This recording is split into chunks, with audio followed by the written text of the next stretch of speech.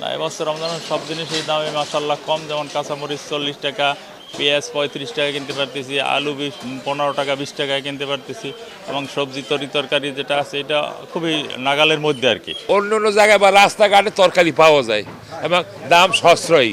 একমাত্র অভিযোগ একটা নিয়েই সয়াবিন তেল, যেটা কোম্পানি আমাদের অ্যাভেলেবেল করতেছে না। কোম্পানি দেখা যায় সয়াবিন তেল 1 কার্টুন সয়াবিন তেলের সাথে বাধ্যতামূলক এই যে চাল, এই তীরের চাল নিছি, বাধ্যতামূলক 1 কার্টুন চালের সাথে 4-5 কেজি চাল রাখতে হয়, আমাদের 10 কেজি চাল রাখতে হয়। চাল না রাখলে, সরিষার তেল না রাখলে আমাদের তেল দিচ্ছে না। আমাদের দোকানে কালকে সারাদিন কোনো তেল ছিল না।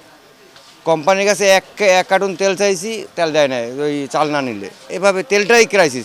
এছাড়া বাজারে বলেন আলু, পেঁয়াজ, এই ছোলা যেগুলো আছে সব স্বাভাবিক এবং ক্রেতারা সন্তুষ্ট। গতবারের তুলনায় এবার সব কিছুর দাম একটু স্বস্তি আছে, ক্রেতার মনেও স্বস্তি আছে, আমরাও বেচা কিনে ঘুরিয়ে মোটামুটি শান্তিতে আছি।